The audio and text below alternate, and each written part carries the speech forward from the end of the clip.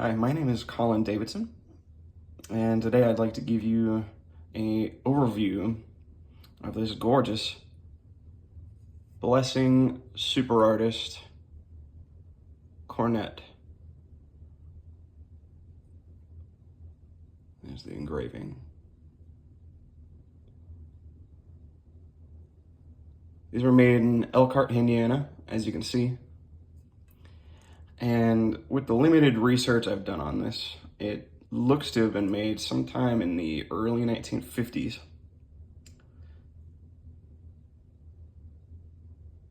I am a really big fan of these horns.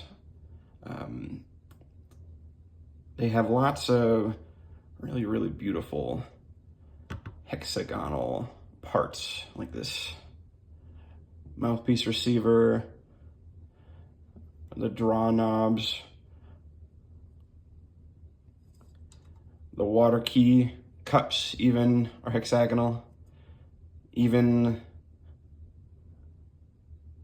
the rods that hold the water key is in place, and the nuts on this third valve slide stop, even the posts on the third valve slide stop are hexagonal. I've always found that to be really interesting.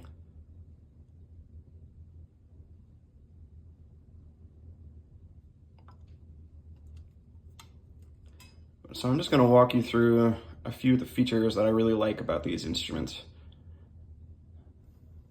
As you can see, it has this micro tuner here. What this does, I'll show you. I'll put that back in just a smidge, but what it does, if you watch that top slide, you unscrew this screw here,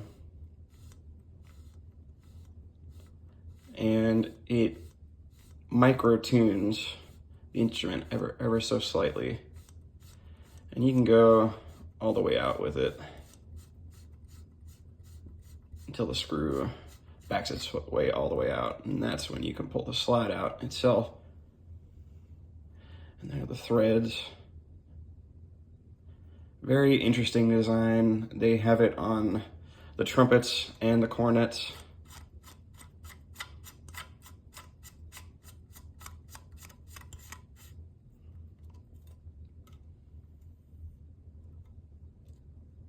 Another thing I really like about these instruments is the point-to-point brace from here to the bell, from the mouthpiece receiver to the bell.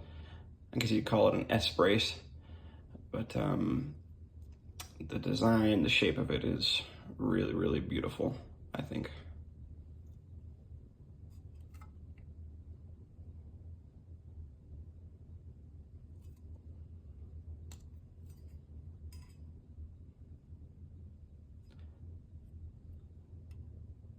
Really beautiful finger hook on the lead pipe here.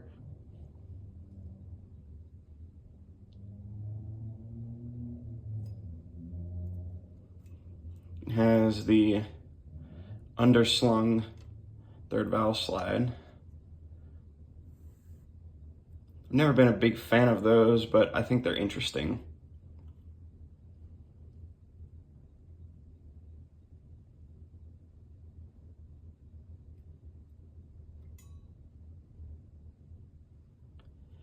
The finger button pearls are actually concave.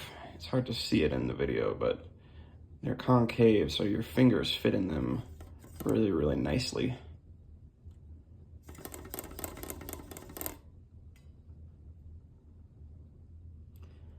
And I really like the ferrules on all of the parts here. I think they're a very interesting design. You can see it on pretty much all of the slides. They have that really interesting sort of stepped ferrule going on.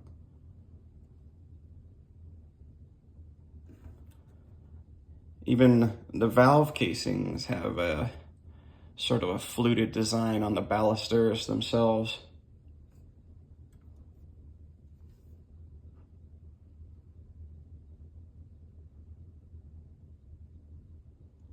What's very interesting about that to me is that they had to actually shape the brace foot on that side to the valve baluster.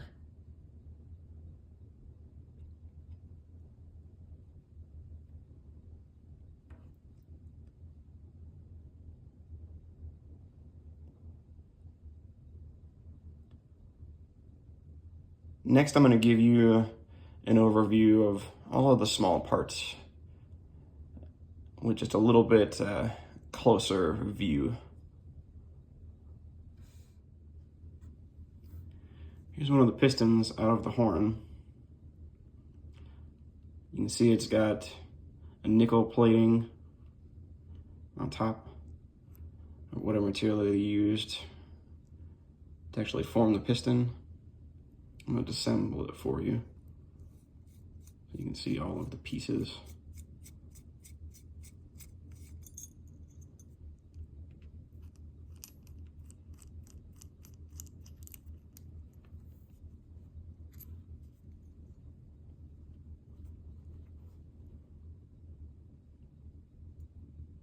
You can see the fluted edges of the finger buttons.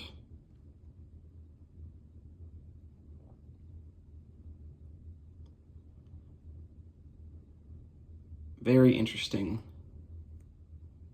I've had lots of instruments, many trumpets and cornets in my collection in the past. And this is the only one that is quite like this, the Super Artist. I think it's such a interesting shape. You can see that same idea is present on the top cap as well.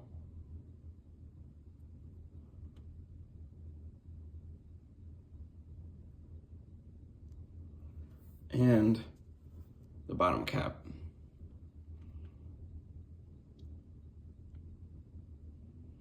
The attention to detail with these small parts I find very pleasing.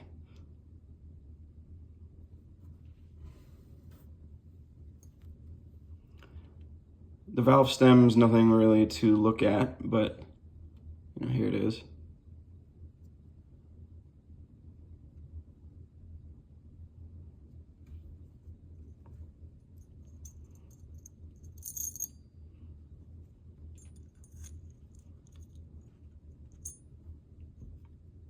This is the original valve guide made out of brass.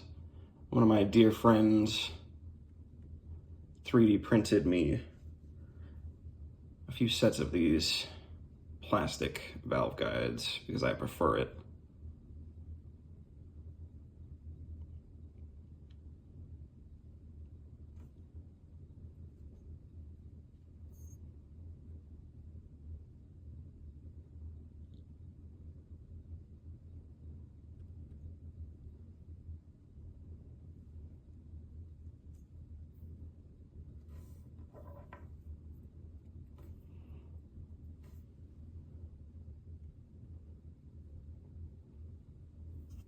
This is a little bit difficult to hold, but these are the stop rod nuts for the third valve slide.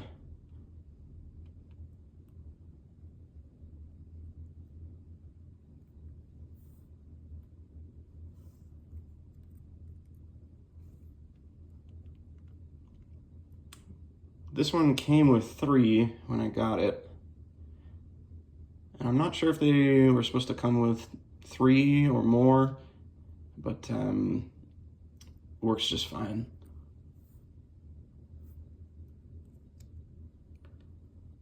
Here's that second valve slide.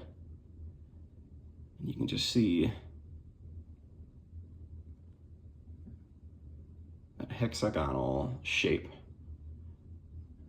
to that pull knob. I love the little dome that's on top. You can see, it's just very, very pretty, very elegant. Here's the first valve slide as well. Same look.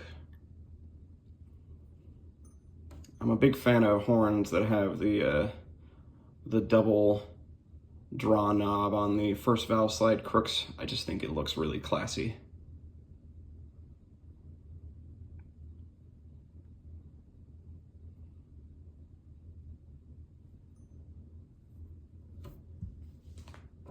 I'm gonna put this back together and then I'm going to play it for you guys.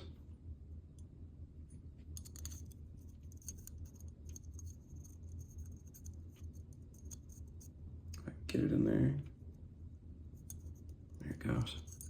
Okay. So hard to do on camera.